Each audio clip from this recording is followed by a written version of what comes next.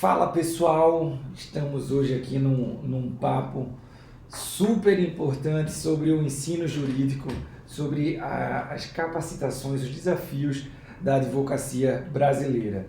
E hoje esse nosso papo vai ser super especial com dois queridos amigos e professores daqui de Fortaleza, dois queridos coordenadores de pós-graduações da Universidade de Fortaleza, a Unifor. A gente vai conversar um pouquinho com a Gabi, que é a doutora Gabriela Lima, advogada, professora e pesquisadora em Direito, Tecnologia e Gestão Consensual de Conflitos e coordenadora da pós-graduação da Unifor, Direito, Tecnologia e Inovação.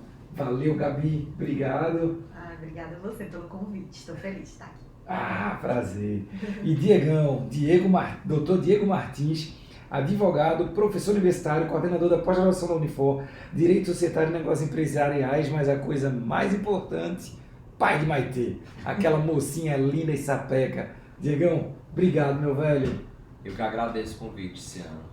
Bom, gente, vamos lá, de forma bem objetiva, eu queria perguntar a vocês, começando aí por nossa amiga Gabi, como é que vocês veem, como é que você vê, Gabi, o ensino do direito, como é que tem sido até agora? Por exemplo, eu sou um pouco mais velho que vocês, do que Gabi, eu sou bastante mais velho do que Diego, menos pouco.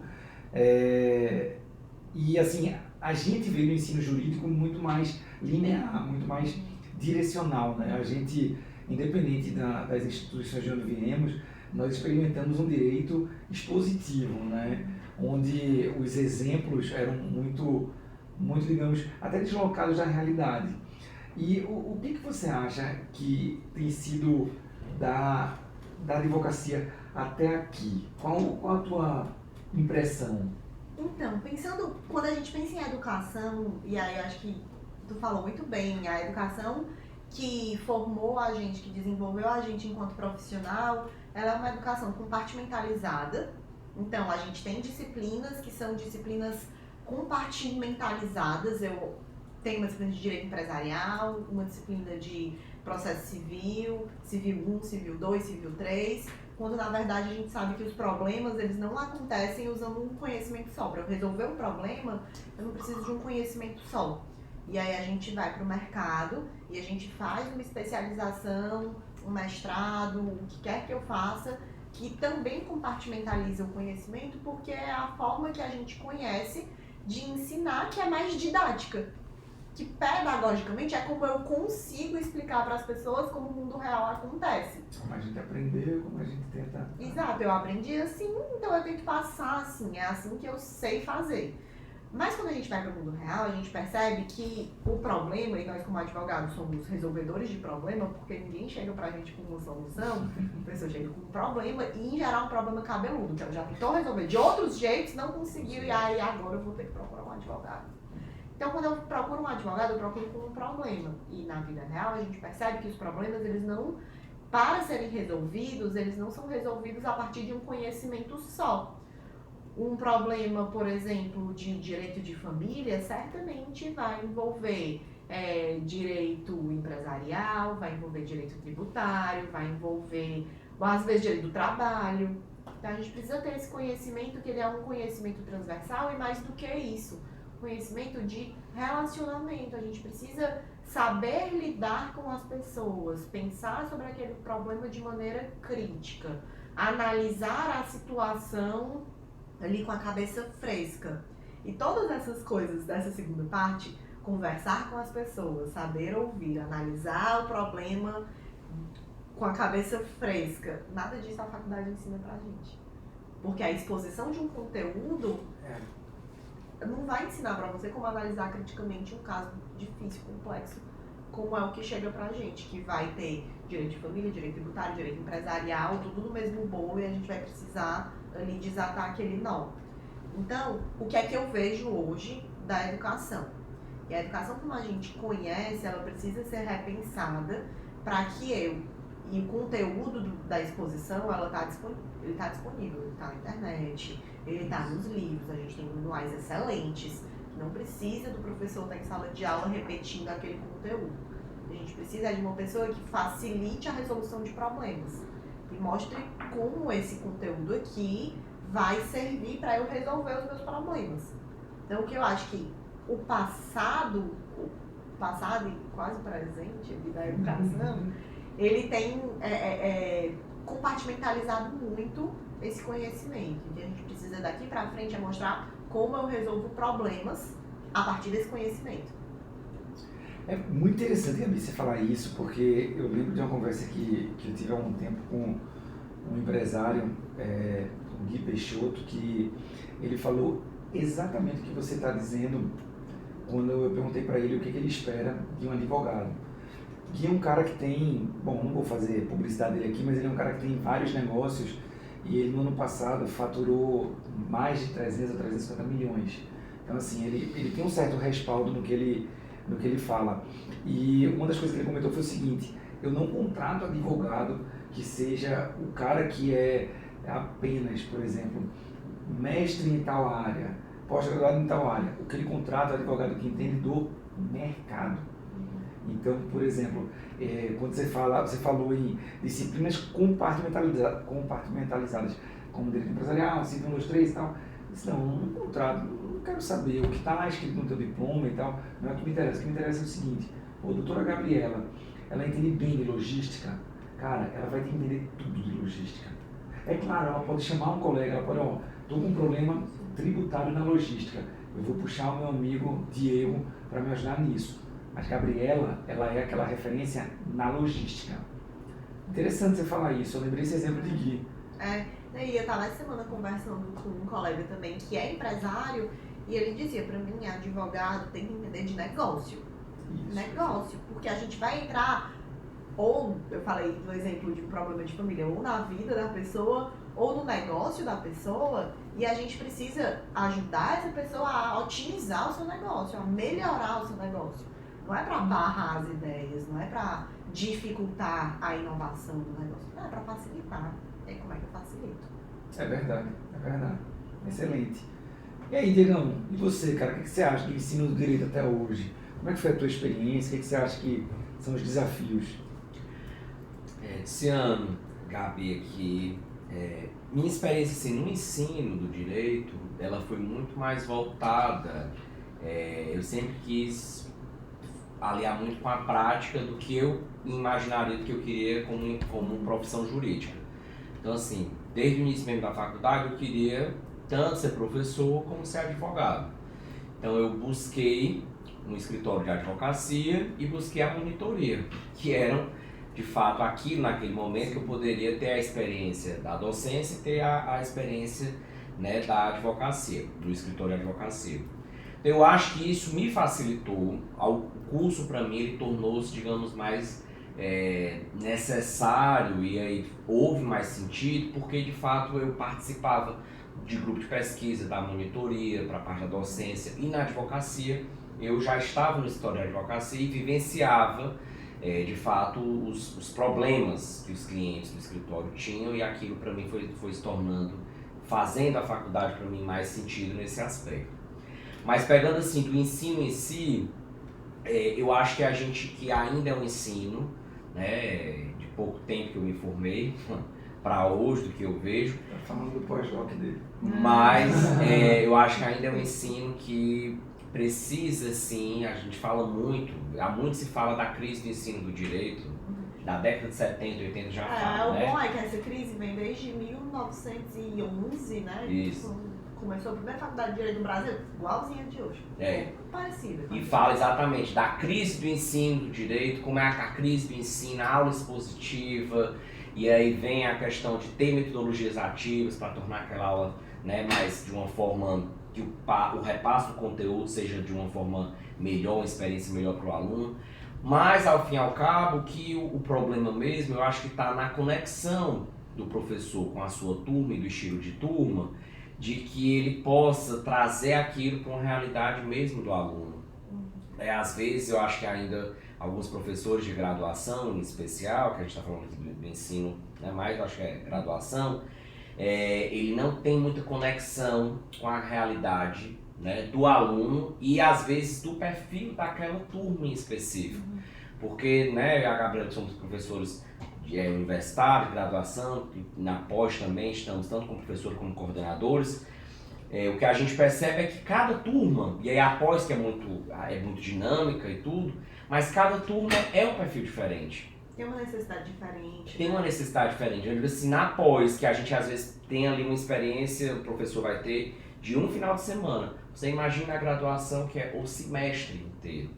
Então aquilo, né, o professor trazer experiências, né, visitas técnicas, algo mais real, mas mais do que isso, é tentar de fato trazer problemas, né, que estejam na realidade do aluno e tentar trazer aquilo cada vez mais para a sala de aula. Eu acho que o estudo mais sistematizado também do direito, a Gabriela falou, né, parte civil 1, 2, 3, e aí às vezes ele fica vendo só ali o civil, aí ele coloca numa caixa o civil, aí depois ele vai para a caixa do societário, depois ele vai trazer para a parte do imobiliário. Do imobiliário, tributário. Aí quando o cliente, e aí quando o cliente chega no escritório, ele vem com um problema, ele divorciou-se, ele está com a dívida tributária, mas aí aquele imóvel faz parte de um inventário que ele tem que ser discutido. A mulher é sócia dele no negócio. A mulher é sócia dele no negócio e eles não fizeram um acordo de sócios, não tem nada de proteção patrimonial, então ele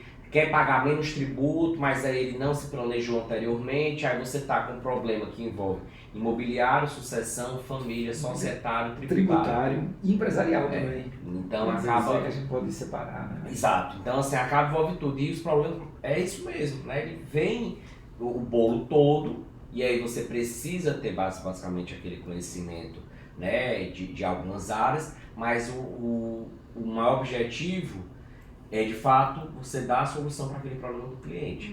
Então eu acho que às vezes o aluno ele muitas vezes, pela forma sistematizada, quando chega o problema, que é a função do profissional, né, do direito, não digo do advogado, mas o juiz vai resolver um problema por meio de um ato judicial, o promotor vai resolver um problema por meio da atuação dele enquanto Ministério Público, e assim vai, a Defensoria Pública, né, as procuradorias. Então, as profissões jurídicas, elas resolvem, de fato, acontece para resolver, dar justiça para alguém e resolver esse problema. Mas eu acho que às vezes o aluno ele não consegue vislumbrar que ele está ali para resolver, que ele vai ser um resolvedor de problemas. Mas isso acontece, e desculpa eu te interromper, porque eu quero ilustrar. Na pós de família e sucessões, a gente tem a disciplina de empresa familiar. E a reclamação generalizada que aparece turma após turma é que eu não vim aqui estudar direito empresarial, eu vim estudar direito de família. Só que sempre vai passar, sempre vai se conversar. É a mesma coisa quando a gente vai estudar gestão consensual de conflitos, negociação, mediação, conciliação. Não, mas isso não é direito. Esse desafio é muito interessante, né? Porque vocês vejam como a gente pode até ter uma provocação de uma área ou de outra, mas que sempre é essa visão holística que faz o profissional, né? Esse teu exemplo foi ótimo, Diegão, porque você juntou aí família, tributário, imobiliário, societário, empresarial, sei lá o quê. E você quando fala que sempre quis ser professor e advogado, eu também, e me parece que isso é um grande atributo para a operação do direito, porque você está sentado em duas cadeiras, digamos. Uma de passar ou provocar o conhecimento e a outra de executar a visão prática daquilo. Gabi, da mesma forma, quando você pesquisa e você promove isso também na advocacia, você promove isso nessas atividades de negociação, de mediação, você está mostrando para o aluno que a negociação não é só da administração, por exemplo. Você está mostrando para ele que no fazer direito, digamos assim, ele tem que ter isso, né? E eu gostei muito que vocês dois falaram que o aluno, às vezes, tem essa rejeição. Não, mas isso não é direito. Não, mas isso aqui eu não vim aqui para aprender isso, eu vim aqui para aprender outra. Quer dizer, às vezes essa rejeição ela não é da instituição de ensino, ela é de quem está aprendendo, né? De quem está ali. E como é que vocês veem hoje em dia, pessoal? Qual é a impressão de vocês? Porque no nosso tempo era aquilo, era o quadro negro, já não é do meu tempo, mas o quadro branco lá com o pincel e a exposição dos casos concretos, a gente sempre lendo livro e tal. Só que hoje a gente está numa profusão de situações concretas, não vou nem falar da tecnologia em si, mas tecnologia também, mas a gente tem, por exemplo, seriados que as pessoas estão achando que a gente está vivendo um mundo de Suits. Cara, eu não sei quem é que vive aquela realidade, talvez lá em Nova York, Manhattan, não sei, mas me parece que não é a grande realidade dos 1.300.000 advogados que se tem só no Brasil, né? Como é que vocês fazem a leitura da advocacia brasileira hoje? Eu faço assim, que cada vez mais, e aí vou dar assim, uma realidade, né? Tentar lá nacional, mas trazendo aqui também para o mercado aqui cearense. Eu acho que quando você vai para o eixo Rio-São Paulo, eu digo mais São Paulo, eu acho que as grandes bancas de advocacia de São Paulo e os escritórios, que não são grandes bancos, mas são mais escritórios boutiques, eles acabam se especializando muito em entender a área e o mercado do cliente. Então ele acaba sabendo, então ele sabe, determinados escritórios de São Paulo, eles são específicos só em seguro. Então eles são específicos, eles fazem só operação de fintech, né? Vai jogar com startup. Então ele é muito nichado nesse aspecto. Isso tem um lado positivo, porque São Paulo acaba atendendo essa parte de nicho, mas o que a gente percebe é que lá em São Paulo ele é uma advocacia nacional. O Brasil todo procura os advogados de São Paulo. Em Fortaleza, né, que é a realidade que, assim, que atuo, eu já percebo que não dá, de certo modo, para você ficar nesse nicho, especificamente, de mercado, né? Mas eu acho que você tem que entender do negócio do cliente. E aí, a depender do tipo de advocacia que você vai escolher, se você vai ser uma advocacia full service, ou se você vai ser um escritório mais especializado, mais boutique, você de fato tem que ter, né, aquelas habilidades de saber conectar essas áreas e resolver de fato ali o problema do cliente. Eu vejo então a advocacia, hoje algumas pessoas tentando de fato, e essa nova geração especificamente, muitas vezes tem aquela visão, né, talvez de Netflix, Hollywood e tal, que o mundo perfeito da advocacia vai ser esse glamour, que de fato tem a parte... bonito de ver, mas difícil de concretizar. E até acontece, vai acontecer, vai, mas você leva alguns anos para isso acontecer. Isso é a coisa. Porque o que acontece? O menino assiste isso a vida toda, desde criança, aí ele escolhe fazer direito, porque eu quero ser o Harvey Step. É isso. Suits novamente. A advocacia Disney, né? Quero ser essa pessoa. Então, com 16 anos eu escolhi direito, eu quero ser essa pessoa. Aí ele sai da faculdade de direito e ele não vai ser essa pessoa. Ele vai passar o dia inteiro sentado no computador. No escritório, hoje, pós-pandemia, provavelmente na casa dele até. Não vai ter, ele vai colocar o terno uma vez por semana, se muito. Exato.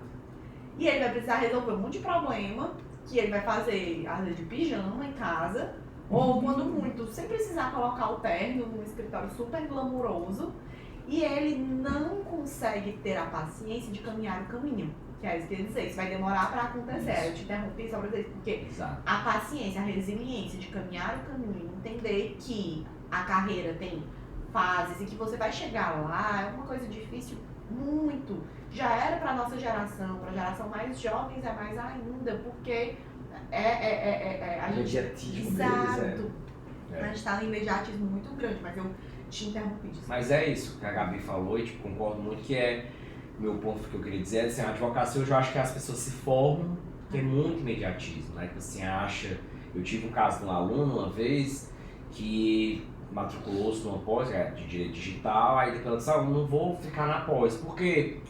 Porque eu tô advogando na área previdenciária e eu acho que é o que vai me dar mais dinheiro. Eu disse, não, mas você escolheu fazer a pós de direito digital, por quê? Não, porque eu acho que é o futuro. Certo, mas assim, para ser o futuro, você tem que fazer alguma coisa hoje no presente. Então, assim, porque se você acabar que não vai fazer nada do direito digital, que você acha que é o futuro, vai continuar numa área que hoje no presente está te dando dinheiro, mas talvez não financie o teu futuro. E quando tu chegar lá no futuro, tu não vai estar pronta. Aí eu disse, ela ficou, hã? Eu disse, porque assim, se você não se programar, não ter uma programação, você acha que vai ser o futuro. Não, o previdenciário, você pensa, não, o previdenciário E eu costumo dizer muito, Luciano, que qualquer área da advocacia, tem novos ramos da advocacia, LGPD, por exemplo, a gente estava conversando antes, mas toda a área da advocacia é família, nunca vai acabar. Criminal não vai, então não há algo saturado. Há profissionais saturados. Eu acho que eu digo assim, o que não é a área tal está muito saturada, tem muito profissional. Não, eu acho que tem profissionais que estão saturados e para mim essa saturação assim, de profissionais é aquele profissional que não está aberto às novidades que o mercado como um todo e o mercado do direito pode apresentar. Porque você está hoje num contexto, está em um contexto em que você, a Gabriela falou, não saber entender, digamos, de negócio, não é que você vai ser o grande cara do MBA, no que vai saber tudo de fundo de investimento, não. Mas você tem que minimamente, você vai advogar para aquele saber, porque muitas vezes, e aí também há muito se fala na crise do direito, né? A própria Gabriela que coordena a parte de gestão de conflitos, é a questão da consensualidade, não levar para o contencioso, mas tem situações que a estratégia é levar para o contencioso. Então não é que eu disse, não, nunca vou levar, não. Vai ter situações que até para eu formar um acordo eu tenho que levar para o judicial para depois eu vir para um acordo. E vai ter situações que eu não preciso de grandes formalizações. Em 3, 4, 5 conversas, eu sabendo técnicas de negociação, de como gerir um conflito, eu mato no ar e digo assim, não, a gente consegue resolver aquilo. E não é porque às vezes o cliente diz assim, vixe, foi só isso. Não, não foi só isso. Foi uma conversa pautada numa técnica, que não é uma conversa, é uma conversa técnica, que aí eu posso ter algum tipo das possibilidades de gerir ali o conflito e com base naquilo ali eu resolvi o seu conflito, eis o seu problema, o motivo pelo qual você veio até a mim. Então, eu acho que às vezes, e até entender que a advocacia é para isso, né? Eu digo advocacia, eu falei de profissional de direito, mas como a sua pergunta foi advocacia, é para resolver o problema. Eu acho que o advogado tem uma função muito importante que é de dar paz. Eu acho que nesse momento pós-pandemia também passamos muito por questões de ansiedade, abalou muito, se fala muito em saúde mental. Eu costumo dizer que os clientes estão muito ansiosos, né? Eu tenho um cliente que, no caso tributário, que quase todo santo dia ele pergunta como é que está o caso. Eu disse, olha, não é assim. A gente deu entrada, existe uma ordem cronológica de julgamento, existe, a depender com o Poder Judiciário, demora mais um pouco, faz isso, faz aquilo. Então ele fica naquela ansiedade, mas ele procurou por quê? Porque no final do dia o que é que ele quer? Uma palavra de conforto e tranquilidade. Muitas vezes ele quer mesmo é que o problema dele, o débito dele, digamos na área tributária, ele não pague o débito, enfim, ou seja, reduzido. Ele quer isso no final. Mas no caminho até chegar nesse final, que é a justiça, digamos assim, resolver o problema, ele quer uma palavra de conforto, ele quer uma segurança de você dizer para ele. Ele muitas vezes vai falar do problema tributário, mas às vezes ele está chateado com o problema de família, algo que ele tem. Então o advogado tem que estar ali para escutar, né? Eu acho que às vezes ainda na graduação é pouco exercício da audição mesmo, assim, dele estar ali na escutativa, de estar ouvindo. Porque ele quer o problema, ele quer ouvir, ele quer ser ouvido. E ao longo daquilo ali ele quer sentir minimamente seguro para que eu vou resolver o problema dele. Então muitas vezes eu acho que o cliente ele quer mesmo é só uma palavra de conforto, ele quer uma tranquilidade, você dizer assim, não é que você vai, mesmo sabendo que o negócio vai dar errado, você vai, vai dar certo, vai dar certo. É o que a gente chama de otimismo tóxico, né? Eu acho que a gente tem que ser realista a ponto de dizer assim, olha, não vai dar certo, mas a gente vai tentar minimizar ao máximo o prejuízo que você teria. E também, para finalizar essa parte, acho que o advogado ter a sagacidade de dizer assim, olha, e a sabedoria de dizer assim, olha, você está errado, tá? Por exemplo, você deve se postar, você está errado, você não fez o negócio certo, por exemplo, você sonegou mesmo, você não declarou, mas a gente vai resolver. Mas vamos corrigir. Mas isso aqui, mas isso aqui que a gente está fazendo é uma questão jurídica, que a gente chama técnica. Eu vou tentar trazer esse seu fato para a moldura do direito. Sim. E tentar resolver. Mas olha, você está errado. Porque às vezes o cliente chega e diz, porque eu acho que, sempre digo, o cliente tem que saber que está errado. Porque às vezes ele acredita tanto no Na ato ação dele, dele, que a percepção dele, que ele diz não. E às vezes ele vai cometendo uma série de problemas e você vai falar, acho que tem que ser muito disso. Atrapalhando a demanda Né? dele. Chegar e dizer assim, olha, você está errado, mas a gente vai resolver e fazer aquilo. É um papel, por isso que eu digo, eu acho que a gente que é advogado e professor, tem muito disso, de tentar também aconselhar, né? Então assim, a gente faz, mas ao mesmo tempo de dizer, olha, você está errado, né? De tentar educar o cliente nesse sentido. E eu acho que a advocacia precisa muito disso. Cara, vocês falaram umas coisas que eu anotei muita coisa. E aí, retomando assim, provocando na verdade os dois, vocês falaram muito, Gabi, tanto nessa questão da mediação de forma consensual, né?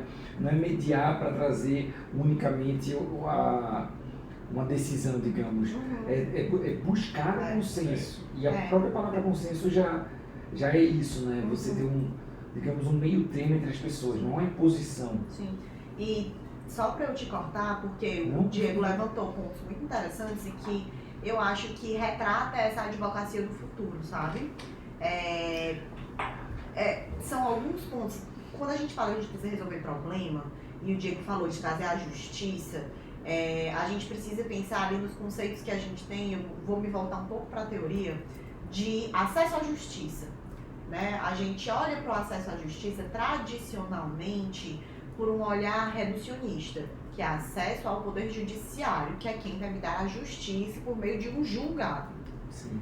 E, na verdade, a gente tem, eu vou dar uma referência brasileira, que é o professor Kazuo Watanabe, e uma referência italiana, que é o Capelletti e o Garfi, que falam do acesso à justiça tradicionalmente como o acesso a uma solução que seja individual e socialmente justa. Então eu olho não só para o meu problema, mas para aquilo que é melhor para um conjunto de pessoas, que é a comunidade, que é a sociedade.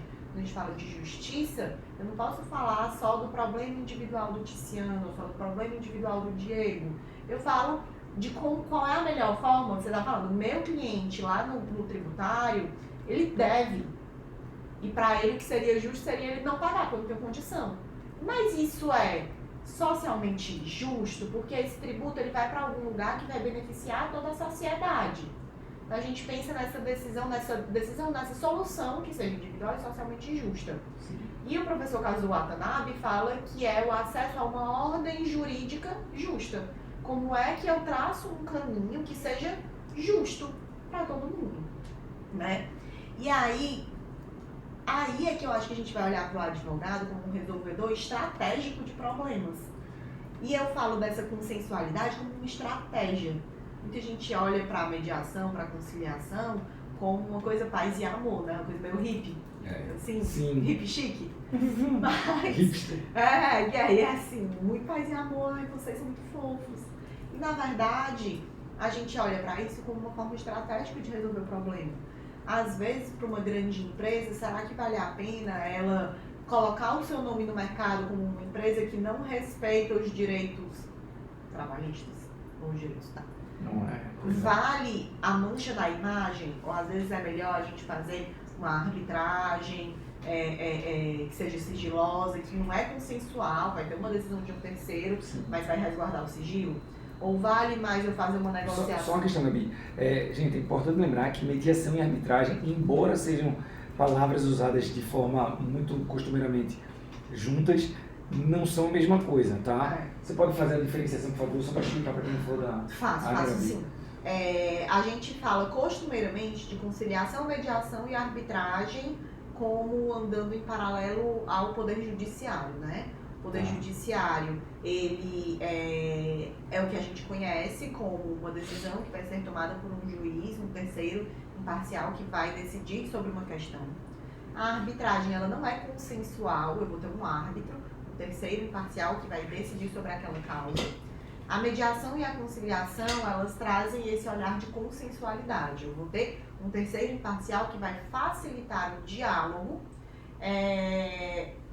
estimulando as pessoas envolvidas naquele problema a chegarem em uma solução que vai ser adequada à realidade delas. Então a decisão ela não vai ser o acordo ou a solução, não vai ser aquilo que está prescrito em lei ou aquilo que a jurisprudência já tem como precedente, mas aquilo que é adequado às pessoas que estão envolvidas naquele problema. E aí o objetivo da mediação e da conciliação é promover esse diálogo, que pode ou não levar a um acordo. Sim. Se não levar a um acordo, não quer dizer que não foi bem sucedida. Quer dizer que eu abri uma janela de diálogo, Sim. a partir do qual essas pessoas vão ter possibilidades de resolver o problema mais na frente. Perfeito, perfeito. É o diálogo, né? É essa possibilidade. Exato. Depois a gente vai falar um pouquinho mais sobre tecnologia e sobre como um diálogo que em alguns momentos ele é suprimido em benefício da agilidade, mas como esse diálogo ele é importante em algumas situações que a tecnologia, digamos, não resolve. Mas, gente, vocês também falaram de algumas questões que eu anotei aqui, que foi o seguinte, num certo momento do debate de vocês comentaram sobre como o advogado, é importante que ele esteja na função do advogado desde sempre, ou seja, do latim, né, estar junto. Eu falo sempre isso, a palavra advogar é isso, é estar junto do cliente. E aí vocês mencionaram, acho que foi o Diego que falou até, sobre oferecer uma palavra de conforto, e aí uma palavra de segurança, e dar paz ao cliente. E aí eu fico lembrando o seguinte, a gente passa a faculdade inteira, e até depois dela, quando a gente está estudando para o exame da ordem, compreendendo que o direito é uma atividade meio, e não uma atividade fim. Como, na verdade, a maioria das profissões são atividades meios e não atividade fim. Isso quer dizer que a gente é comprometido com o processo, com a forma como a gente lida com determinado assunto e não com o resultado específico. A questão é a seguinte, eu adorei quando vocês dois comentaram as expectativas do cliente. Quando você fala, nem sempre vai ser por uma mediação, mas a mediação abriu uma janela. Pela arbitragem, talvez você abriu mão um pouco da mediação, mas vocês concordaram com a cláusula arbitral, por exemplo, que vai chegar num resultado que deve ser aceito. E Diego falou que o cliente, quando ele tem a demanda tributária, o que ele quer é não pagar. Então, isso é o que o cara quer de resultado. E aí me faz pensar no seguinte, quando a gente vai a uma academia, a gente vai porque a gente quer ter saúde, quer ficar com um físico mais bacana e tal. Pô, mas a atividade da academia em tese é uma atividade meio, não é uma atividade fim. É aquela piada, né? A pessoa fala, pô, me matriculei na academia agora, emagreço quando? Não, pô, quando você frequentar é quando você se alimenta bem, né? Não é se matricular. E aí eu penso... Quando surgir essa academia, eu quero contato. Todos nós, né? A startup que resolver isso, por favor, nos comunique, nos matricularemos logo, E isso me lembra, pessoal, o objetivo das startups. O objetivo que é você criar uma empresa escalável, porque essa empresa ela tem que buscar a entrega. A gente, como advogado, a gente tem essa questão da consultoria, mas só nós sabemos como é desafiador oferecer para o cliente a consultoria em si. Cliente, olha só, nós vamos te ensinar tudo aqui sobre a pesquisa jurídica, sobre os modelos de negociação e mediação. Tá, e eu vou ganhar o que com isso? Diego deu um exemplo muito bom de uma aluna que queria migrar da pós-graduação de Direito Digital, migrar não, queria largar, na verdade, Queria largar, exato. em favor da questão previdenciária. E aí, Diego, você me fez lembrar de Silvio Meira. Sexta-feira passada, a gente teve um almoço das empresas de tecnologia e Silvio Meira trouxe 23 ideias para o ano 2023, 23 reflexões, né? E ele comentou o seguinte, e assim, eu vou fazer esse comentário já sobre um outro que você fez, que foi o seguinte, que não existe uma área saturada, que não são as áreas que estão saturadas, talvez haja profissionais saturados. E Gabi fez um comentário semelhante a isso, não vou lembrar bem as palavras, na nossa última turma da pós-graduação.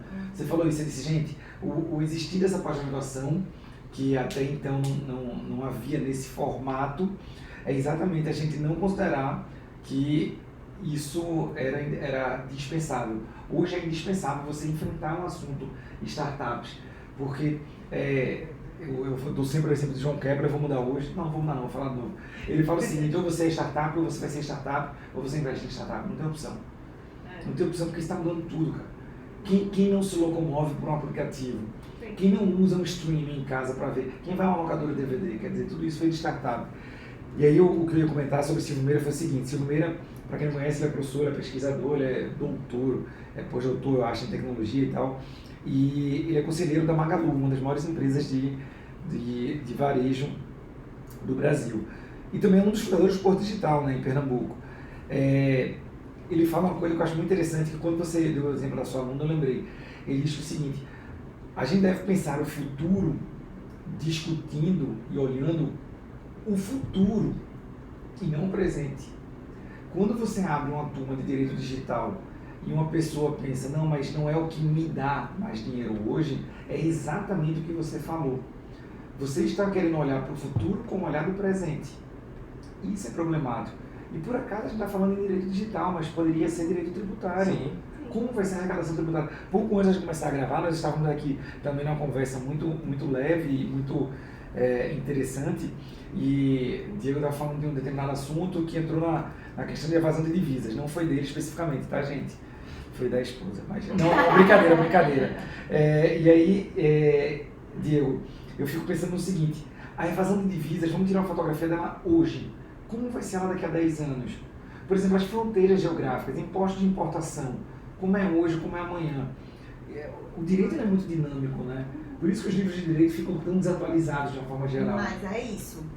A gente precisa encontrar uma forma de agilizar o direito, porque como ele é feito hoje, por isso que o hoje eu acho que traz esses desafios, é que direito é fato, valor e norma. Todo mundo aprendeu isso primeiro semestre de faculdade. Fato, valor e norma. Tem um fato social ao qual a gente valora, atribui um valor e em cima desse valor a gente diz como é que a gente quer entender esse fato social por meio de uma norma. E aí, o que acontece? Hoje não dá tempo. O fato social, ele é muito rápido. É muito rápido. Como é que eu resolvo os problemas que nascem desse fato social a cada 2 meses? Gabi está falando exatamente o que a gente chama nesse meio de startups dos sandbox regulatórios. Quer dizer, uma das possibilidades, não é a única. O sandbox regulatório é tradução literal, é uma caixinha de areia lá, você bota lá seu filho brincando no parquinho, mas está ali de olho, tem aquele limite ali que ele tem que estar ali. Uma das coisas que eu achava mais bregas, Gabi, você não tem filho ainda, não é isso? Não vou dizer ainda, porque não sei se ela quer ter ou se ela não quer ter, mas se ela não quiser ter, é exatamente que ela não conhece ainda como é bom a gente ter filho. Mas bom, sem querer pressionar, Gabi, eu quero dizer o seguinte: Diego e eu que temos filhos, a gente sabe, um dos primeiros brinquedos que a gente compra para os filhos é o tal do cercadinho, que na verdade não é um brinquedo. É um brinquedo do pai. Exato. É uma segurança do pai, é um olhar do pai sobre a brincadeira dos filhos. A gente coloca lá um cercadinho para a criança brincar lá livremente, mas não é livremente, ela está presa ali. Mas veja, é um tipo de limitação para dar um mínimo de segurança. E eu estou falando da questão da criança, mas isso no direito também existe. Nas startups a gente chama de sandbox regulatório. A gente chama não, existe essa questão, exato. E basicamente na área de Diego, que é a área tributária, é uma das áreas que tem isso de forma mais intensa. A Receita Federal já fez sandbox regulatório. Na verdade a Receita Federal lidera no Brasil a criação, junto com o Banco Central, e traz as startups, as fintechs, para trabalhar isso. E aí eu vou voltar, Gabi, porque você falou, você mencionou o seguinte, que todo mundo quer ser o Harvey Specter lá do seriado Suits, e trabalhando até em casa, talvez até sem colocar um terno, num escritório glamouroso. E veja como é desafiador, aquela história da vida imitando a arte, né? Mais uma vez. Você tem um seriado e o estudante de direito, ou advogado recém-formado, ou sei lá, aquele nosso parente, aquela pessoa que a gente conhece, que tem uma outra profissão e vai para o direito porque, enfim, se encantou por determinada área, por determinada questão, e acha que o direito é aquilo. E aí eu retorno e paro de falar, porque vocês falaram coisas tão ricas que eu precisei fazer algumas anotações aqui. E Diego mencionou o seguinte: os escritórios do Sudeste, eles são específicos em mercados e não em matérias de direito. Você deu o exemplo das fintechs também. E eu penso nisso, o advogado, hoje, ele está tendo até a oportunidade de esse sonho colocar em prática. Por exemplo, não hoje, já tem um certo tempo, mas cada vez mais. Eu sou muito nerd, né? Eu gosto muito de tecnologia e cultura nerd de uma forma geral. E eu entrei na faculdade de Direito já querendo trabalhar com propriedade intelectual. Eu nunca quis fazer a faculdade de Direito.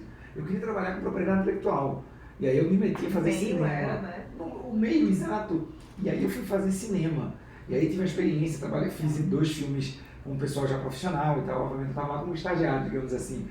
E eu percebi que não era aquilo. O que eu queria era o que estava em torno daquilo, eram os direitos autorais. Era o que eu não conhecia nem que era direito autoral, mas enfim. E aí eu entrei na faculdade de Direito para isso.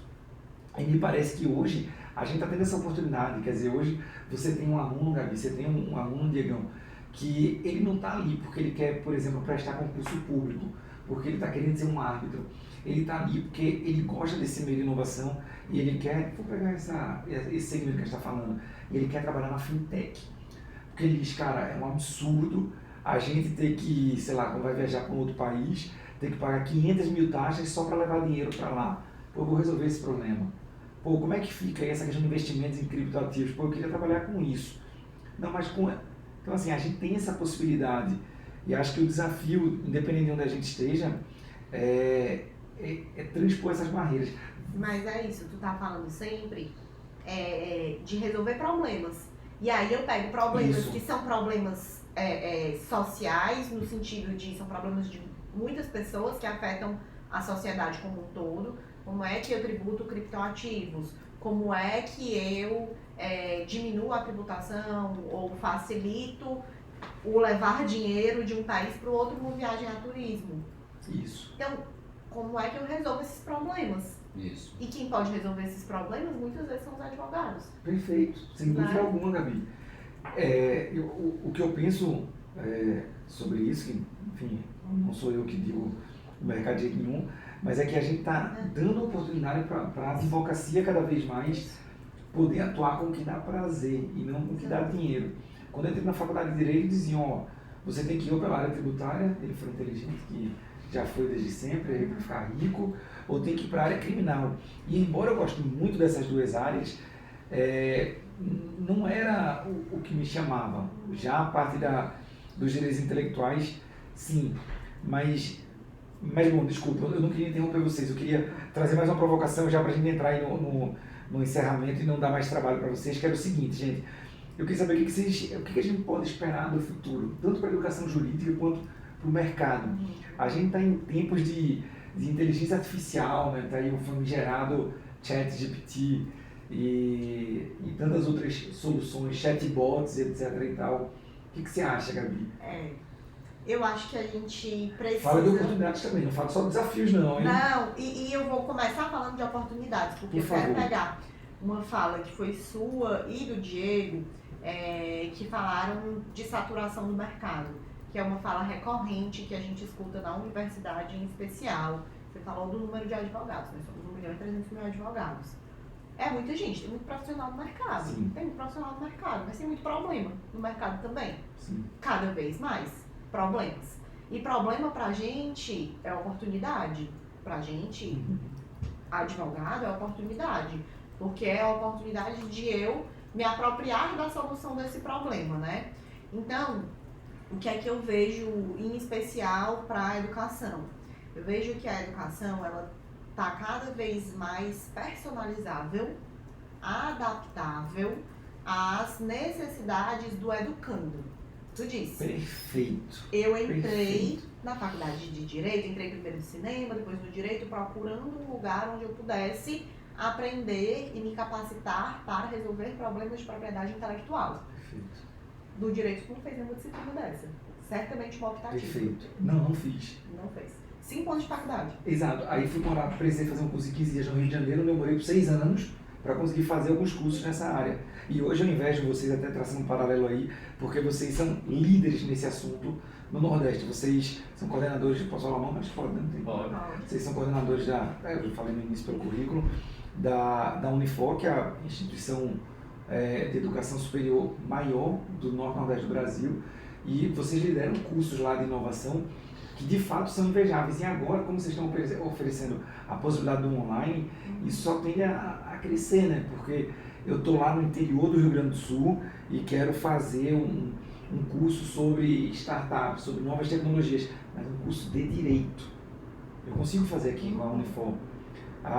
O Brasil inteiro está se reinventando nisso, né? Eu não abro mão disso aqui, desse presencial, a gente podendo estar aqui, isso é muito bom. Claro. Mas a gente oferecer um online, a gente abre um leque muito importante, né? Mas desculpa, eu queria falar desses comentários, vocês estão guiando essa reforma. Porque a gente vai abrindo possibilidades de cada pessoa entendendo os seus objetivos, seu plano de carreira, porque aí passa desde autoconhecimento de cada um por uma reforma da educação, né? Por uma reconstrução da educação jurídica. Então, eu tenho que entender o que é que eu quero para minha vida como profissional e, entendendo o que eu quero para minha vida como profissional, qual é o caminho que eu preciso trilhar e de que forma a educação pode me ajudar nisso, para que eu consiga trabalhar com propriedade intelectual. Então, eu preciso ir para o Rio de Janeiro fazer cursos A, B e C, eu preciso ir fazer o Copyright X na Harvard. Há 15 anos sim, agora está mais tranquilo. Agora está pelo você pode fazer teste, online, né? Então, eu consigo achar esses caminhos. Então, passa por uma conscientização, por um autoconhecimento do educando e passa por uma reforma do ensino que ofereça essas possibilidades de diferentes trilhas, de diferentes graus de personalização do ensino. E aí é que eu vejo que a faculdade de Direito, agora falando da formação base do advogado, faculdade de Direito, ela precisa ser repensada no sentido de trazer competências humanas, cada vez mais. E aí a gente pega o ChatGPT, a gente estava falando antes disso, e a gente diz, vamos usar. Como é que usa? Agora analise criticamente o que ele trouxe de resposta para você. Subsidie para mim essa resposta, porque ele me deu a resposta, mas ele me deu a justificativa. Dê a justificativa. Tá certo ou tá errado e por quê? E qual seria o contraponto a isso? Porque isso ele não vai conseguir fazer para mim. Mas ele vai conseguir me ajudar no meu dia a dia profissional. Então, se ele vai me ajudar no meu cotidiano profissional depois de formada, por que eu não uso isso na educação do criatura? Perfeito. Ontem saiu a notícia que até um cliente nosso, o Recruta aí, é uma plataforma que ajuda as empresas no recrutamento e seleção por meio de inteligência artificial. Essa é a notícia sobre como eles estão utilizando o ChatGPT, né, para facilitar esses processos. E você, quando fala sobre as competências humanas, talvez essas soft skills, elas perpassam, não é no direito, mas elas perpassam quaisquer carreiras, digamos, que estejam compartimentalizadas. Eu vou voltar para o que você falou no início da nossa conversa. É aquela questão de como você vai se adaptar, como você vai lidar com aquilo, até passa pela oratória, que é tão falada no direito, né? Sim. Mas eu não quero atrapalhar não, por favor. Siga, você estava explicando, Gabi, a questão das diferentes trilhas. Eu adorei essa abordagem, porque quando você fala trilhas, você diz, olha, é uma matéria, você fala de fato, é um caminho aqui que diversas matérias vão se entrelaçar e vão fornecer uma experiência mais completa. É isso, e a gente pensa, por exemplo, o pessoal na área de saúde, em especial na medicina, liderou essa mudança muito forte. Eu vou falar pela Unifor, que é onde eu conheço, mas que o curso de medicina, ele é todo em PBL, né, com base em Problem-Based Learning, aprendizagem por meio de casos, de problemas. Então, o aluno recebe um caso clínico que vai envolver diversos conhecimentos e aí ele aprende esses diversos conhecimentos, se apropria desses diversos conhecimentos e propõe uma solução para aquele caso. Teve uma época do curso que tinha até ator. Os atores iam para fazer lá a simulação do passamento do paciente e aí os alunos tinham que intervir. Então, bebendo dessa fonte de que forma eu posso trazer casos para o meu aluno, como aquele que o Diego falou, que envolve tributário, imobiliário, sucessão, família, que envolve diversos conhecimentos para que o aluno consiga resolver aquilo por meio do aprendizado. Ele aprende todas aquelas fontes e resolve o problema. Como é que eu construo? Será que vai ser? Aí eu não tenho essa resposta. Então, será que vai ser eu trazendo trilhas que vão emular os diferentes mercados que a gente tem? Será que eu vou trazer trilhas com conhecimentos específicos? Não sei. mas eu vejo que o caminho ele vai passar por essa personalização, por essa customização desse caminho pedagógico que o aluno vai precisar escolher. Então aí vai ter assim essa dualidade, né, da instituição de ensino, entendendo o que é melhor para aquele aluno e não fazendo só o que ele quer, o que ele acha que é bom, mas do aluno entendendo o que é que ele quer. Perfeito. É muito dupla, né? Não é? Exato. É um desafio só de um. Interessante. Uma coisa que eu também acho muito útil nesse processo, não sei a opinião de vocês, é o acompanhamento que é feito. Porque você tem uma exposição às aulas que obviamente há interação, mas existe um desafio de depois haver um diálogo. Vocês dois, eu sei que pelo menos os alunos que eu já tive na Unifor, todos são loucos por vocês dois. E assim, me parece que existe um diálogo constante após também o curso. Ou seja, alguém vai atrás de ti para dizer, pô, professor, estou com problemas aqui, como é que você me ajuda nisso? Como é que eu posso, por exemplo, destravar tal negociação, tal mediação? Diegão, poxa, professor, meu cliente está com um desafio aqui, como é que eu faço? Então assim, me parece que esse acompanhamento, ele é o ápice do que você está falando dessa personalização. Que a gente tem que ver que para uma instituição de ensino, independente de ser uma universidade, exato, de ser uma startup, é muito desafiador, porque preencher padrões é mais fácil. Lidar com as variantes é muito difícil. Reservar um quarto de hotel, escolher um filme, é fácil. Eu vejo um quarto de hotel, eu vejo um filme, e ok. Agora, a partir do momento que você pede uma mudança, é aquela história, o pessoal brinca, né, diz que quando você vai na lanchonete, você nunca deve modificar o sanduíche. Porque quando você pede para modificar, o seu sanduíche sempre vai ser o último do grupo a sair, não é? Ou vai atrapalhar os outros. E eu acho que essa coisa de lidar com as variáveis e de fazer esse acompanhamento é uma coisa que, eu não sei vocês, mas eu sinto que dos grandes benefícios de qualquer experiência de aprendizagem é o networking que você forma. Perfeito. Por quê?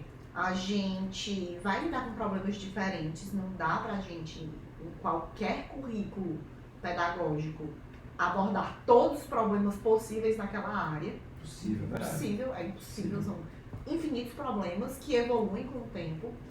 Mas se você tem um laço formado com aquela turma, com aqueles professores, com a coordenação, a gente se ajuda mutuamente. Ei, galera, apareceu um problema tal aqui no escritório, nunca vi isso na minha vida. Qual é o caminho que eu sigo?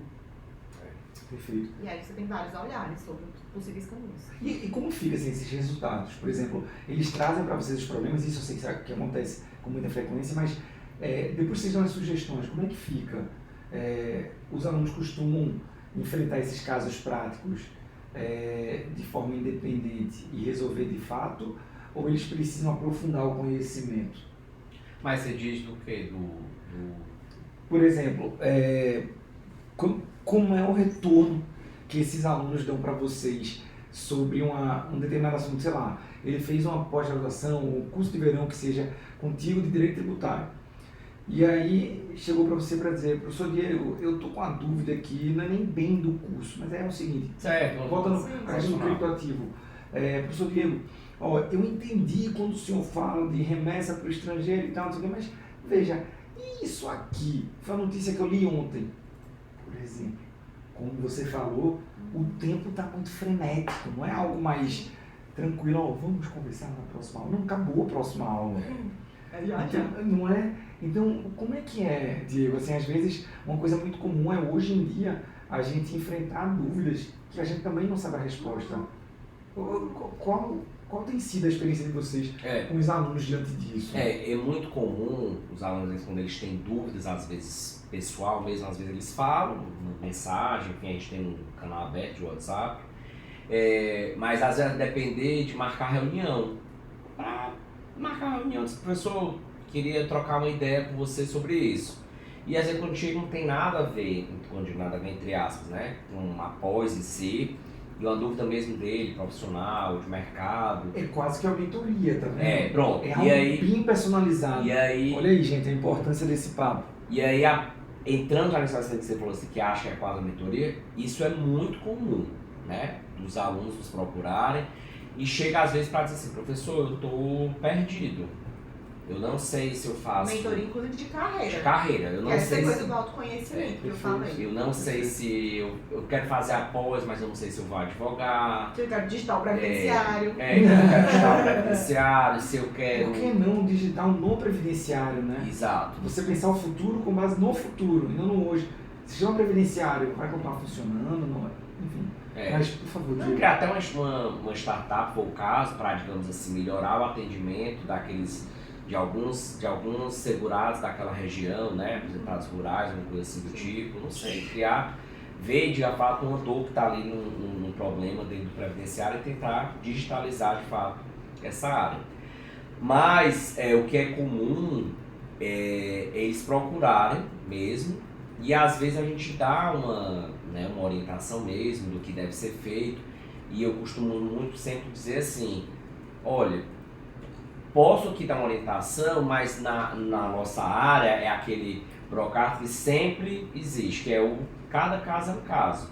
Então às vezes o aluno nos passa uma situação, mas aquela situação ali tem uns detalhes ali por trás que não resolve muito bem se você der ali uma consulta, né? Então, às vezes ele não consegue, então é mais no sentido de dar uma luz, olha, basicamente é isso, pelo que você está me dizendo, deve ser isso, isso e aquilo. Então a gente funciona mesmo como um mentor, tanto daquela área específica em que estamos à frente da coordenação ou ministrando alguma disciplina, como a Gabriela falou muitas vezes, da área, da carreira mesmo daquele aluno. Eu tive há umas 2 semanas um aluno que chegou e disse, olha, eu estou na dúvida, eu estou no escritório, mas o escritório é consumidor, mas eu quero ir para penal econômico, mas eu não sei se penal econômico vai me dar remuneração, porque eu nunca estagiei na área, e aí minha família é do concurso público. Então ele fica numa série de angústia, e muitas vezes ele vê na gente assim, professor, é porque você está aqui, é professor, e já está aqui, e advoga também na área, está no mercado, me ajude, assim, me dê uma luz nesse sentido. E tá, digamos assim, ontem a gente iniciou algumas turmas, né, da universidade, eu e os 2 coordenadores, o Paulo e a Aline, e a gente iniciou um grupo de pós ontem, de turmas ontem, e a gente estava muito dizendo assim, olha, muitas coisas do que a gente está falando aqui, pessoal, às vezes são exigências institucionais, mas a nossa equipe como toda, a gente tem um propósito de formar pessoas boas na área jurídica por meio da educação. Então isso tem que estar mesmo assim, você não é só a questão da empregabilidade, da gente estar ali empregado, recebendo enquanto coordenador. Não, para ter aquilo que faça sentido, a gente tem que acreditar que a universidade é um caminho para formar os novos resolvedores de problema. Sejam advogados, procuradores, promotores. Nós temos servidores públicos que se matriculam na nossa pós, como juiz, procuradores, Ministério Público, defensores, que têm interesse realmente de ver o direito de uma forma inovadora, né, diferenciada, uma cultura de paz, algo. E aí a gente, por isso que eu estou dizendo, a gente tem que acreditar nisso, porque senão não faz sentido a gente estar na coordenação, né? Não faz sentido a gente estar em sala de aula. Então a gente tem que acredita muito nessa questão. A gente acredita que além da hard skills, nossos alunos têm que ter habilidades comportamentais que vão fazer a diferença. Por isso que a gente acredita num programa mesmo que, né, é denominado essas disciplinas, que são disciplinas específicas, que hoje o aluno estuda argumentação jurídica, negociação jurídica, marketing e gestão de carreira, né? O aluno hoje ele tem uma ideia de como é que ele vai gerir a carreira dele. Ele não tem um business plan, ele não foi formado na graduação para ter esse business plan. E às vezes a gente até já se questionou, será que ele tem que mesmo ver isso na graduação? Porque no direito tem muita questão da maturidade jurídica dele, né? Será que ele é importante ver na graduação ou ele tem que sair da graduação para ver agora na pós? A Gabriela está ensinando agora uma disciplina do novo currículo na graduação, qual é o nome? Engenharia Jurídica. Engenharia Jurídica? Fala um pouquinho aí sobre isso. Mas... A gente conversa sobre tudo que faz a interface entre direito e tecnologia. Então a gente começa a disciplina conversando sobre novas oportunidades no direito e como é que eles vão olhar a faculdade dali para frente. Então eu digo, olha, vocês vão ver várias matérias tradicionais, como penal 1, 2, 3, processo penal 1 e 2, tributário 1, 2, 3, empresarial, não sei quantos. Vocês vão olhar para tudo isso. Mas vocês têm uma realidade que não vai ser a realidade que está lá no código. Você não vai de Mac debaixo do braço. Não é a mesma realidade. A realidade da gente, que a gente vive, é diferente da realidade do código. Como é que eu, como advogada, posso resolver esses problemas usando a tecnologia, me servindo da tecnologia para e usando o que eu tenho de código para resolver os problemas desse mundo real que a gente está. Então, a gente conversa sobre essas oportunidades do direito, sobre o direito do futuro e depois sobre todas as interfaces de direito e tecnologia. Então a gente fala um pouquinho de programação, inteligência artificial, banco de dados, análise de dados e fala de negócios. É uma disciplina top, assim, aí lá no Isso é extremamente inovador, tá vendo aí? Então assim, na graduação... O semestre é obrigatório, viu? E é obrigatório, mesmo? Exatamente. É massa. E tá na graduação. Parabéns, gente, por estarem fazendo isso. Que então bacana. a Gabi hoje está como professora da disciplina e é muito importante essa conexão e novamente a gente acredita mesmo na questão assim da universidade ser esse universo de possibilidades em que ele conecte. Mas assim, a universidade dando resposta para a sociedade, Isso. né? Então eu vou formar aquela pessoa não só para que aquela pessoa seja bem sucedida e fique rica. Não. Mas para que ela seja bem sucedida, se tudo der certo, fique rico, vive muito bem.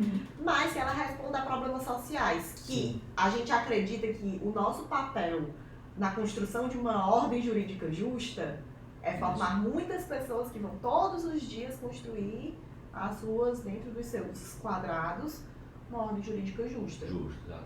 Para o cliente e para a sociedade. Excelente, excelente. É a cultura de paz, né? Que Diego falou e que me parece que é o que acontece de fato na mediação, né, Gabi? É você buscar, pô, estamos em divergência aqui, peraí, vamos sentar aqui. Pô, será que Diego está tudo errado? Será que a Gabriela está toda errada?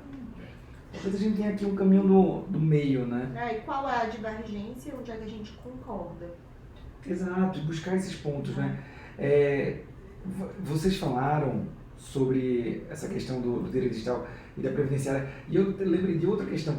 Tem um amigo meu, daqui do Ceará, por sinal, mas esse eu conheci em Pernambuco, Rogério Andrade, eu acho, que ele é lá do Sertão do Cariri, é casado com uma namorada de infância, que é prima dele, por sinal, daqui também, que é médica, Yolanda.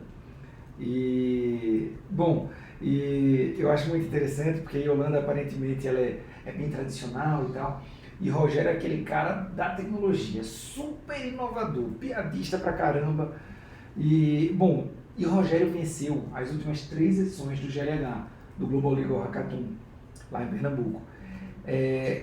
A última startup que ele criou, que foi agora no final do ano passado, foi uma startup de direito previdenciário. E foi exatamente, não foi na questão rural que você comentou, mas foi o seguinte: poxa, como é que eu posso ajudar as pessoas que estão buscando informações sobre a aposentadoria, mas sem precisar ir a um escritório de advocacia, a um escritório de contabilidade, ir a um escritório de INSS, por exemplo? Como é que eu posso mostrar para uma pessoa como aqueles cálculos são feitos? Porque eles são complexos, mas veja, se são cálculos, o computador faz melhor do que a gente. Sim. O que não faz melhor que a gente é a parte da criatividade. Uhum. Como vocês vão desenhar, por exemplo, a melhoria de uma disciplina dessas para ir lá para o início do curso, e isso o computador não faz melhor do que a gente. Agora vocês estão encarando os alunos e estão encarando, por exemplo, como é que o computador vai saber que uma pessoa saiu da pós-graduação de direito digital porque ela está trabalhando no direito previdenciário? O computador não tem como saber disso. Você no máximo vai imputar essa informação. Sim. Agora você, quando enfrenta a pessoa, claro, enfrentamento no bom sentido, você conversa com ela, você passa a compreender um pouco daquilo. E vocês, quando colocam uma disciplina dessa, vocês estão fazendo isso.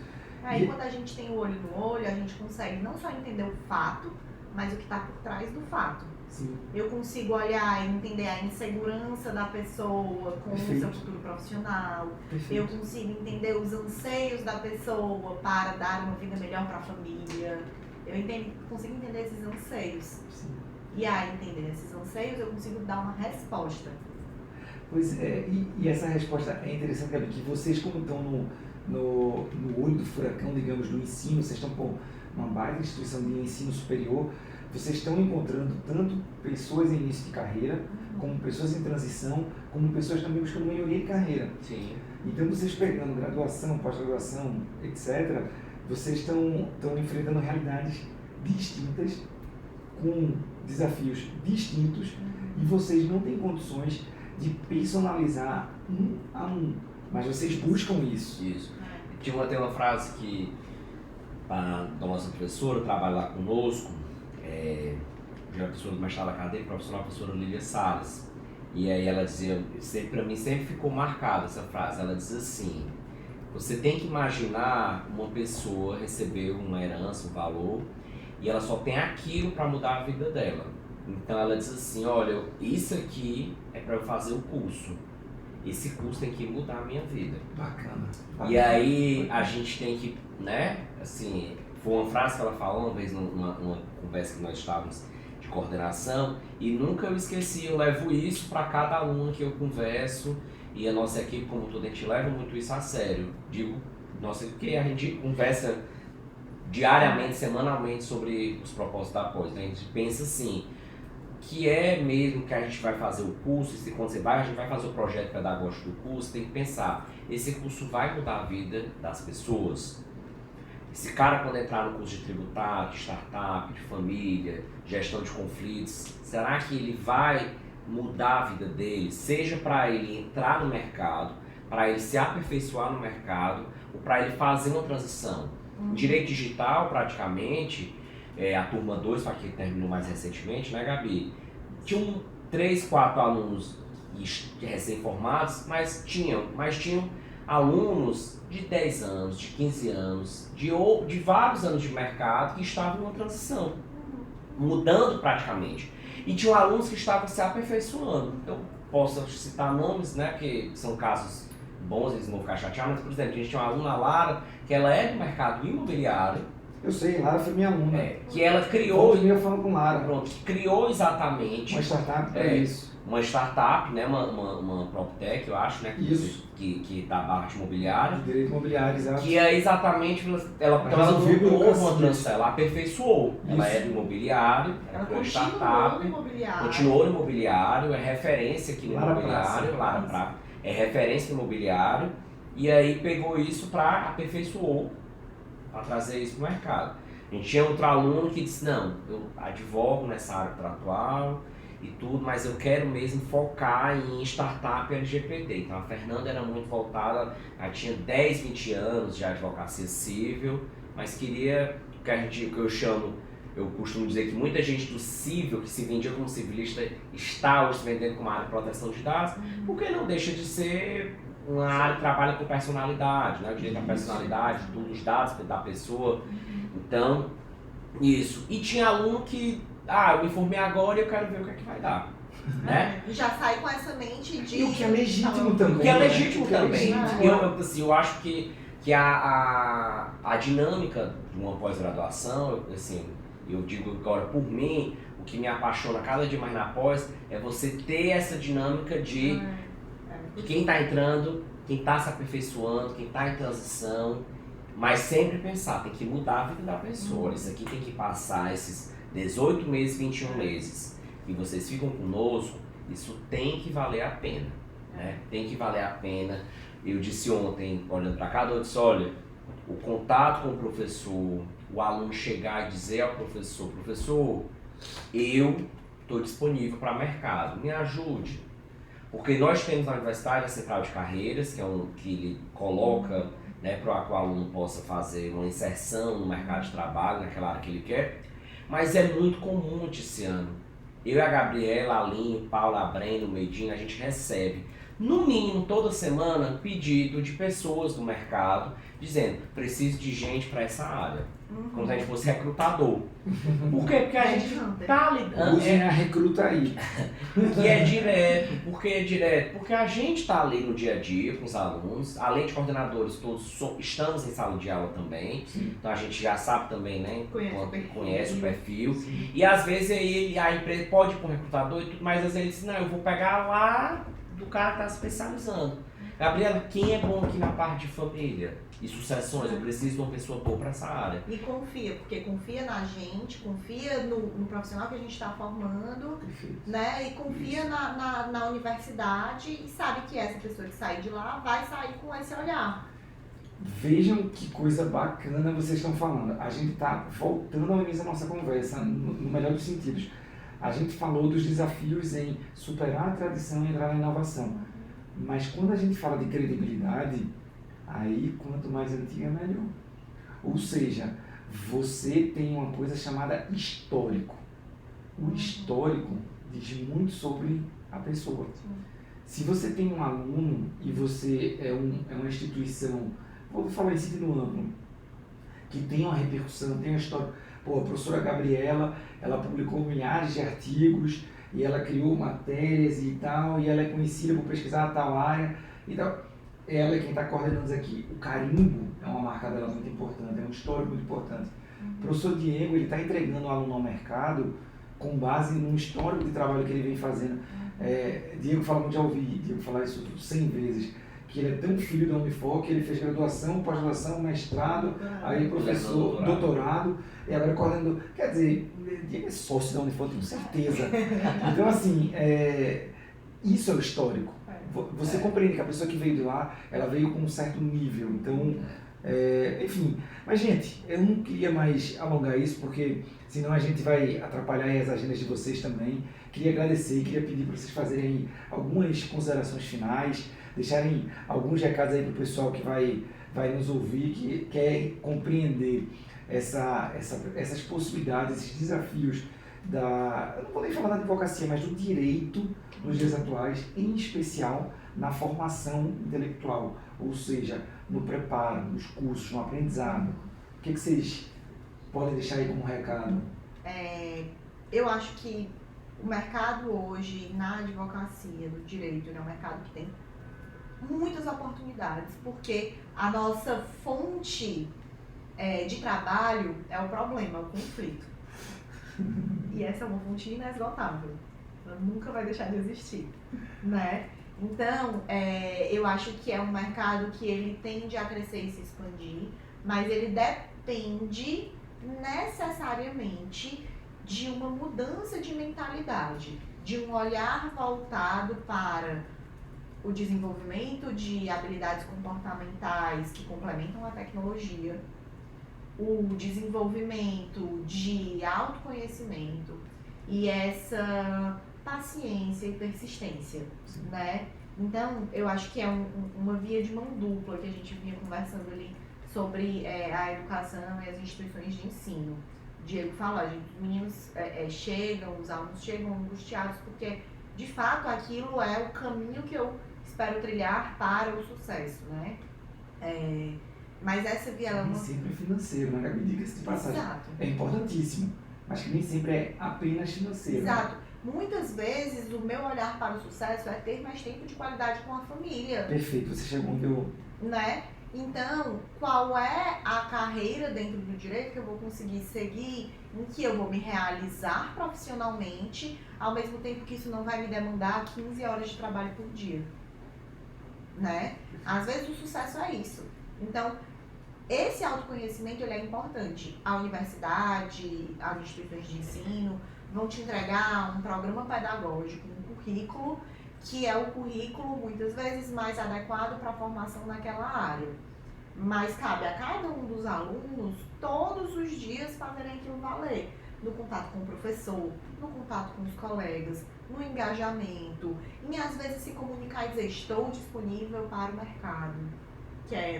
Estou disponível para aprender e para se colocar nessa posição.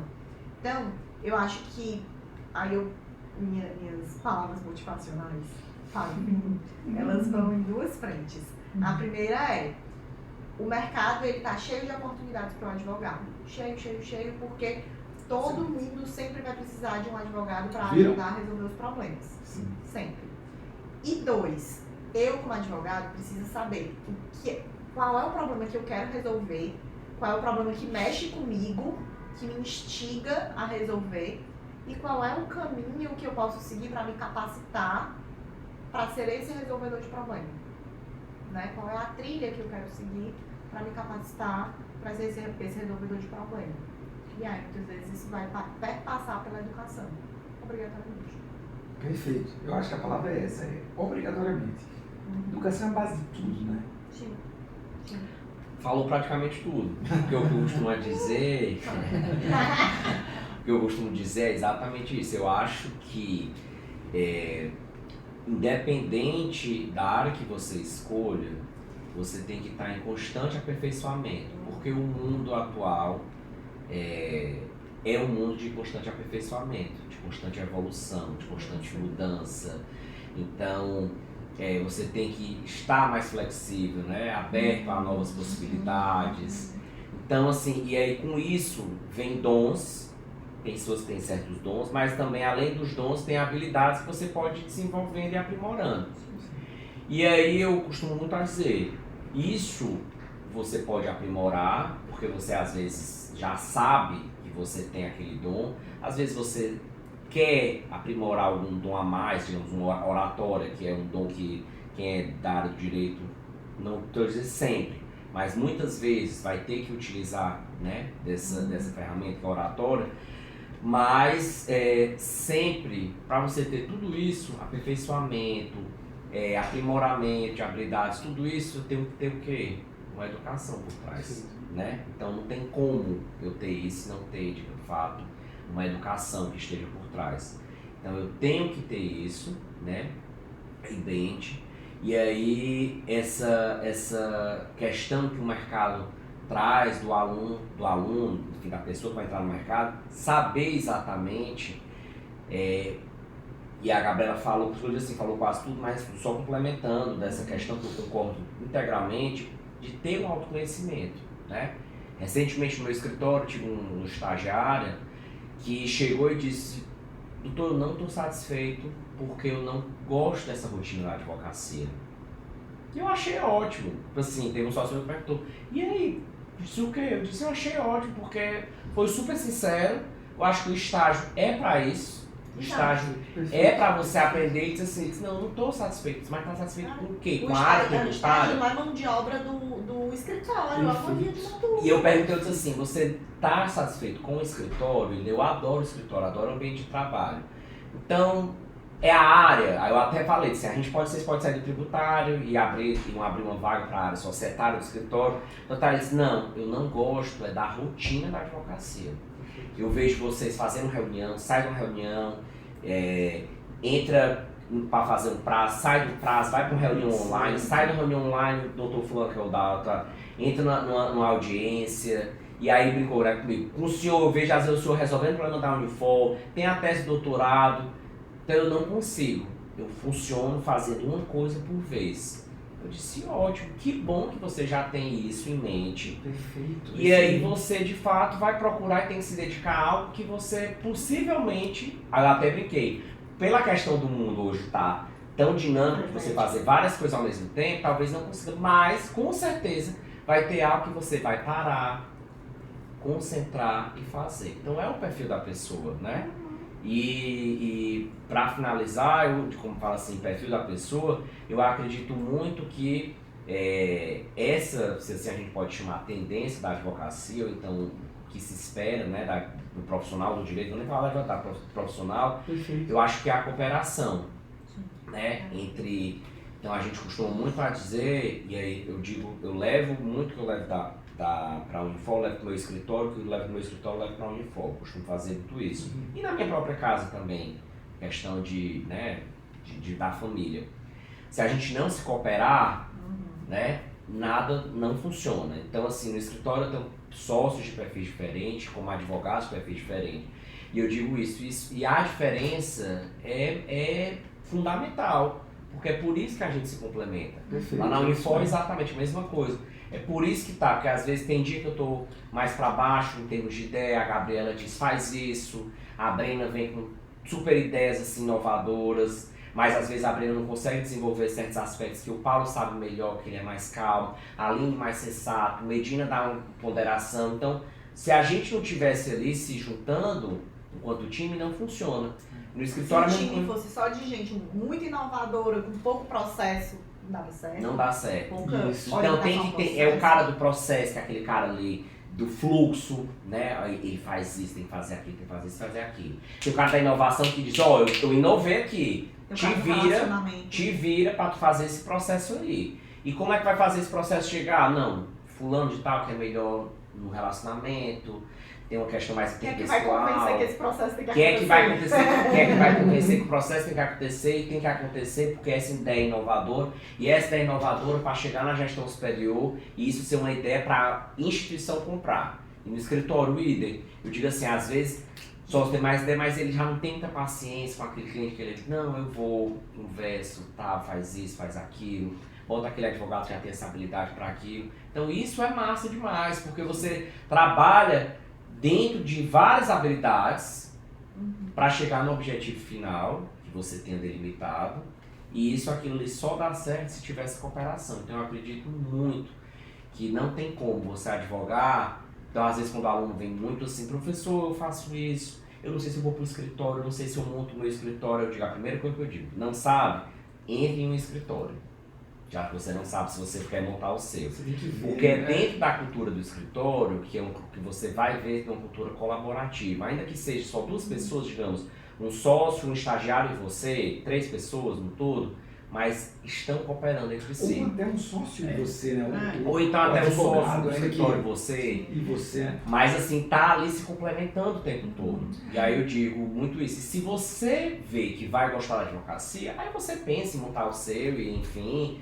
E aí é o que eu digo, e não é sinônimo de sucesso, não significa exatamente você ter o seu próprio escritório. Perfeito. Porque às vezes o sucesso é dizer assim, não, eu não quero, porque é Não bom quero você me você preocupar ter com seu esse negócio, seu burocrático escritório, e tal. é ótimo. Mas você tem que se preocupar em pagar a equipe, em fazer isso, fazer aquilo, em ver isso, em mudar, fazer a mudança, fazer aquilo. Às vezes a pessoa não tem perfil, novamente que eu digo, não é certo, não é errado, é perfil, estilo de vida. Diz assim, não, eu quero tranquilidade, chegar, desligar meu computador, quero ter tempo com a minha família, quero ir pra academia, quero ficar com o meu cachorro, quero ficar com aquilo, pronto. E tá tudo certo, né? Eu acho que o objetivo é muito isso, é entender. Então, para finalizar, agora de verdade, é cooperação, eu acho que é também tendência, a cooperação e essa cooperação está já dentro desse contexto de você estar aberto a entender diferentes perfis, ter uma certa flexibilidade, para que a convivência seja harmônica, né? Ao final de tudo isso, com a cooperação, o direito é para isso, para manter essa ordem, né? Essa cultura de tudo paz. isso, por isso que eu digo, ao final de tudo, é a cultura de paz que a gente busca. É interessante a gente ficar conversando sobre isso. Só isso. Você nota que nós 3 somos pessoas que gostamos muito de conversar, né? Então, a gente falou, mas a coluna vertebral aqui da educação é isso, é a busca dessa paz, vamos chamar desse entendimento, né? É muito interessante, gente, esse papo. Isso me faz lembrar que, assim, que o conhecimento, ele está disperso em várias possibilidades. Você tem o ensino acadêmico formal, né? Por exemplo, a gente falou muito aqui das pós-graduações que vocês coordenam. Nós temos os livros, desde sempre, né? Nós temos hoje audiobooks. Eu não sou muito adepto, não, eu ouço muito pouco. É legal, mas assim, tem gente que ama aquele troço. Nós temos os e-books, temos as aulas online, os podcasts, excelente exemplo. Nós temos os podcasts, cara, eu sou viciado em uma meia dúzia de podcasts. Pera aí, eu vou passar o podcast. Você gosta, né? Muito. Gabi também, eu também. Você gosta de... O podcast é pra quê? Pra ouvir. Isso. Ouvir? Cheguei semana passada um grupo de alunas que vão fazer um dos negócios da universidade, fazer uma ação de impacto, pode ser um trabalho de conclusão de curso, pode ser algo não escrito, né, basicamente uma ação de impacto, e elas querem fazer um podcast de advogadas para advogados, mulheres para mulheres, e um empreendedor.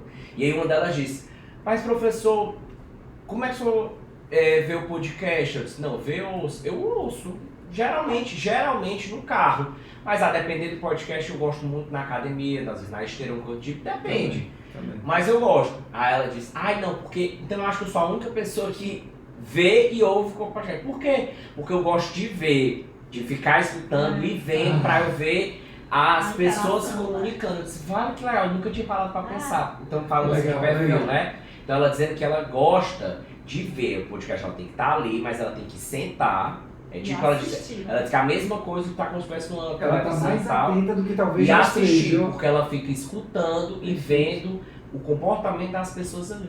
Eu disse, eu geralmente, ou no carro e tal, eu disse, mas eu vou fazer esse teste. E é impressionante, tipo assim, como é que você vê outra... Você tá com Você tá dois com sentidos, dois a sentidos, visão você e tá. a audição. Mas, gente, é isso. Muitíssimo obrigado pelo precioso tempo de vocês. Estamos aqui na sexta-feira, num sol bonito. Até parece que fechou um pouquinho, né, o tempo, mas uma sexta-feira bem quentinha aqui em Fortaleza, como não poderia deixar de ser, né? E vocês abrindo aí espaço para esse nosso papo. Gabi, muitíssimo obrigado. Diegão, muitíssimo obrigado. Eu que agradeço, estamos sempre à disposição. Valeu, gente.